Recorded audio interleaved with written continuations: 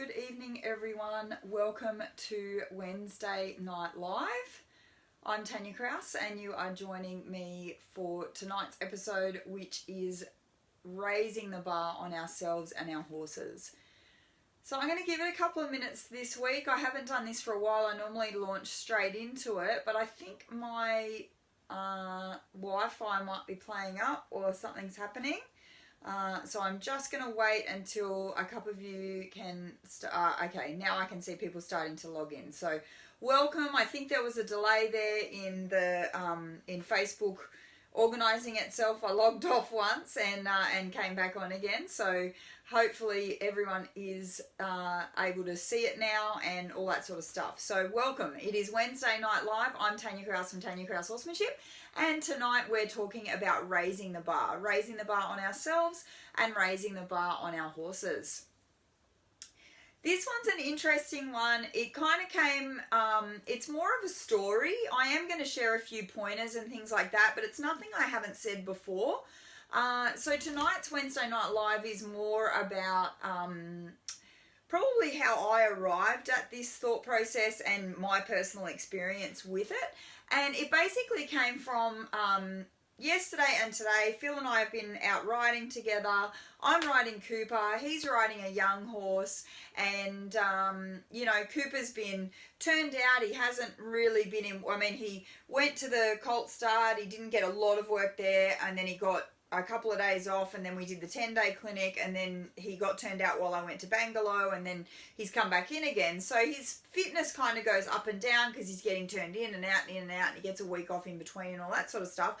And he is a little bit precious. We're still dealing with his foot rehabilitation stuff, so he still can be a little bit tentative on his feet and all the rest of it.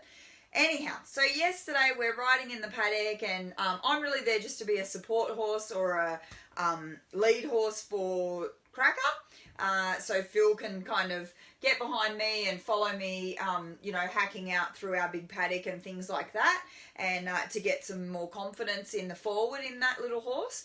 And so Cooper and I were just kind of bowling along, and then at the end of it, I've been riding, what I have been doing with Cooper is riding our cowboy dressage tests, because of course we're heading to the United States in 10 days or 14, maybe 20 days or something like that. And Cooper's not coming with me, but I'm going to ride cowboy dressage. So I thought this year I'm going to really actually put some effort into trying to train here at home and just get familiar with the court. I don't get a lot of opportunity to do that. So I rode the court, and then we came home, and, you know, Phil was watching me ride, and he was sort of like, oh, I've seen that horse go a lot better than he's going. And I said, oh, you know, he's only just come back into work. It's his first ride back. I just thought I'd let him relax into it. You know, he's kind of leaning to the inside and not in self-carriage and all that sort of stuff. And then today we did the same thing again. We went out in the paddock, and then I rode a couple of cowboy dressage tests. And today I raised the bar just a tiny bit on Cooper and asked him to step up and asked him to perform a little bit more. And what I found was the surprising thing is he has actually been quite flat over the last few weeks. You know, we've had really cold winter, and then we've had like rain for 3 or 4 days in a row and this and that. And I thought, oh, maybe it's nutrition. You know, the paddock's finally died down of, there's not much grass in there, although it's coming through now for spring, of course. We're very fortunate we didn't run out of grass over winter. So, you know, I've been kind of like, oh, is it nutrition? Oh, is it, you know, is he just tired from being out in the rain? Is he weary because he's been, you know, locked up at a 10-day clinic and working and all this? So I've kind of been cutting him all this slack. And I guess I'm becoming the master of doing the flip side of the coin. And so that's what tonight's about, is the flip side of that coin, where, you know, I've been going through all this, cutting Cooper slack. Oh, there's something not right. I need to help him. I need to prop him up. And today I just kind of went, you know what? I've seen you perform way better than this. I really want you to step up. I really want you to give me a little bit more. And he did. He didn't argue with me or anything like that. He just kind of went, oh, okay, you know, you want me to trot properly, and you want me to really make an attempt to balance myself and be in self-carriage. And the funny thing was that I really felt like after that he had this little change. Now, he's not going to have a huge significant change, but certainly even when I turned him back out, you know, I hosed him, I fed him, and then when I went back out this afternoon to, I think I was dealing with another horse, he kind of nickered out to me and followed me around and things like that, and he had a little bit more interest in me. And I really felt like his body looked and felt a lot better as well, just from having that little bit of, you know, pressure, I guess, put on. Or it's kind of like, I guess, when you or I go to the gym or go, you know, go for a run or have a workout.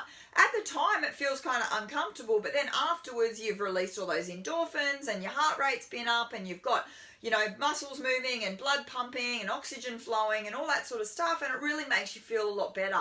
So that's the other side of the coin. That's the story that led me to this, because I've been doing this cutting Cooper slack, cutting Cooper slack, cutting Cooper slack, but I haven't been thinking, well, maybe if I just, you know, ask him to step up a little bit and ask him to, you know, work his body a little bit better, maybe it's going to actually help him and maybe it's going to make him feel better. And that's exactly what it did. So I'm really happy with today's ride, and I'm headed to New Zealand tomorrow, so he gets a week off. And then, of course, I'm home for about 10 days, and then I'm off to the United States for a whole month, so he'll get a whole month off. So I'm going to work him next week. When I return, he'll get turned out, but then I'm really excited about coming back from the States and putting him back into full work. He's got to be in full work in summer anyway because of that big baldy face. So my 2 paint horses are generally in work for summer because there's so much maintenance with fly masks and creams and all that sort of stuff. So that was my story, and that's how I got to this raising the bar on yourself and your horse. And so I guess I've got like a few points to share with you, and I'll definitely answer any questions if there's any questions in the comments, or you want to send me through any questions on private message. I'm happy to do that. But really it's just a few things to make us think, I guess, about this concept, and really start to bring an awareness to, are we ready for it? Are we ready to raise the bar? Have we been are we getting stale? And that's what it is. I feel like Cooper is stale. He is flat. He is stagnant, although he's not been in a huge amount of work. If I had been working him for months, I'd say, oh, well, he needs to be turned out. But I'm kind of like, I haven't been working him that hard, and in fact he's getting all these weeks in between, so it's not burnout. He's not tired physically or mentally. I think he's actually just understimulated. So you know, happy days. Let's see how that progresses. I'll definitely share that with you guys next week. So the first thing is to have a consciousness about it. I guess bring an awareness to that and really sit and think, you know, have I been doing the same thing with my horse? Have we got into a comfortable place? Are we in a routine where we just do the same thing day in, day out? Are we really familiar with each other and what's happening in our riding? Which is great for confidence for you and the horse. You've got to take into consideration your circumstances and the horse's circumstances. I'm not saying, you know, get a young horse and think, oh, yeah, well, I've ridden him for 30 days, so let's, you know, raise the bar and stick it to him. You've got to consider your individual circumstances. But yeah, you know, what are you doing? That's number one. Tip is just have a think about it. Have a think about where you're at. What have you been doing? That kind of thing. Number two is, I guess, expecting more quality in what you're doing just in your day-to-day. You know, whether it's feeding or rugging or leading or brushing or, you know, grooming or riding or float loading, whatever it is, trailer loading for my American friends, expect more quality in what you're already doing, and bring a consciousness to your interactions with your horse, because what we can tend to do, again, is get into that routine of, you know, oh, we don't even notice that we're feeding the horse and he's stepped into our space. Or we're leading the horse and he's dragging behind on the lead. Or we're leading the horse and he's stepping out in front of me. Or we're, you know, going to mount the horse and he's taking one little step away just as our bum hits the seat, but we don't mind because, oh, well, we were going to walk off anyway. And so we start to let this dribble of average routine and habits come into our experience with our horse. And what happens when we start to allow average behavior and average routines and average habits creep into our like day-to-day work with our horses, it starts to creep into our riding with our horses and our attitude towards, you know, oh, well, that wasn't the greatest canter transition you've ever done, but I'm going to take it for now. You know, you get into that real like, oh, well, it doesn't matter. Oh, well, that's okay. Oh, well, whatever. So expect more from the horse in what you're currently doing. Raise the bar. You don't have to go out and say, righto, I'm raising the bar. I want to learn flying changes. You can. That's coming up. But what it is about having just, you know, sit back and think, you know what? We are getting a bit lazy in our day-to-day work, and I'm going to start expecting my horse to really give me his best whenever I'm interacting with him. The third one is kick yourself up the butt. I've kicked myself up the butt from yesterday to today, although I did mention to Phil that I did feel yesterday being his first ride back. I'm quite happy to give him a break on that. I really don't think it's a positive experience for me to come back after a week and jump on him and go, right, now we're off, we're doing this, we're doing that, etc., etc. I've got no trouble with giving him a little bit of a quiet ride for the first couple of rides, but I don't want to encourage him to be lazy at any time. And that's what I was kind of letting him do yesterday. I was letting him be a little bit lazy. So kick yourself up the butt and ask yourself, what is it that you want to do? What's that thing that's been on your list? Oh, I want to ride on the beach someday. Oh, I want to go for a trail ride someday. Oh, I want to compete at the local show someday. You know, what's that thing? Write it down. Let's do it. Let's take the steps that it takes to actually step up to the plate and get those kind of things done. We've got, what are we in, September? We've got 3 months until the end of the year, so that's going to give you a pretty good, you know, target for the end of the year, and 12 weeks is certainly long enough to put steps in place. You might not necessarily achieve what you're looking to achieve because, you know, it might be massive, but it's certainly enough time to put the steps in place and really be on the money and on the path towards it by the time the new year rolls around. Number 4, challenge your horse. So take your horse somewhere new. See if you can ask him to perform at the same level when you're in a new place as when you're at home. Challenge your horse to be, you know, in different company. Challenge your horse to maybe try something different. Number 5, and the last one, is challenge yourself. Challenge yourself to try something new. So if you're a dressage rider, why don't you try chasing some cows around? If you're a cow chasing person, why don't you try getting into the dressage arena and giving that a go? Like seeing if you can put some refinement on your cow horse.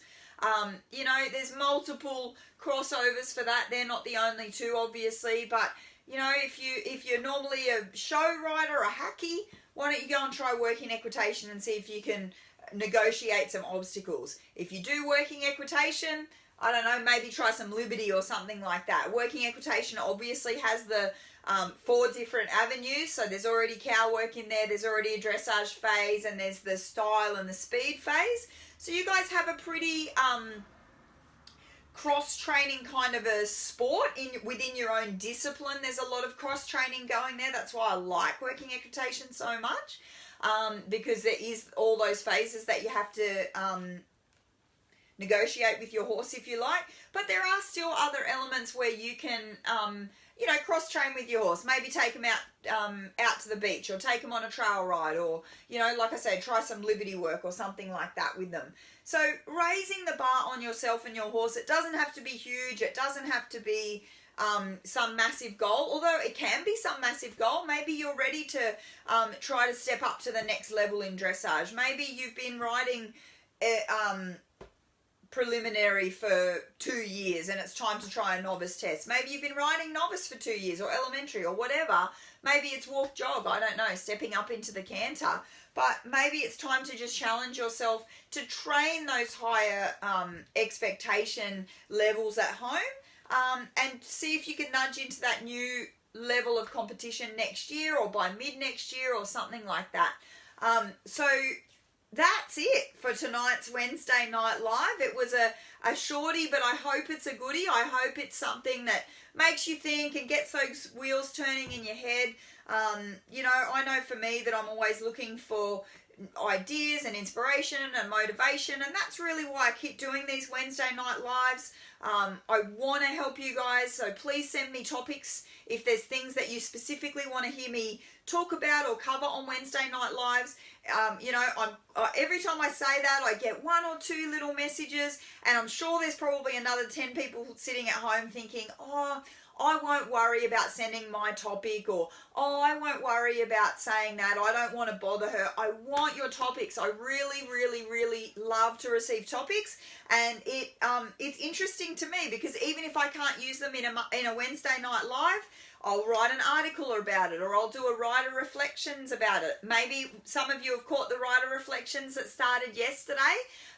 They're you know, pretty regular live show that I do. You know, I'm not going to say it's on a daily basis, but semi-regular, you know, probably every couple of days you'll see me logging on live to Facebook and sharing with you a writer reflection, which is probably something that's just happened during the day in my interactions with horses. And in fact, if tonight wasn't Wednesday, what I've spoken to you tonight about, that story would have been a writer reflection. That would have been something I shared as today's writer reflection. But because I had the show, I thought I'll expand it a little bit and I'll talk about some points, how people can do it and that sort of thing. So thank you so much for joining me. If you are in New Zealand, I look forward to seeing you guys this weekend. I fly out tomorrow super early in the morning, and I arrive in New Zealand tomorrow afternoon around 4 o'clock. So I'm headed there. I'm on the way. Only New Zealand North, unfortunately, on this visit. But I look forward to seeing all of you guys, and then I'm back for a week. We've got the Advancing Clinic and then off to the United States. So hi to my US friends who will be seeing me soon, and hi to all of you that are coming to the Advancing Clinic at the end of September. I look forward to hearing how you're going with your horses. Thank you so much for joining me once again, and I look forward to hearing from you soon. Good night.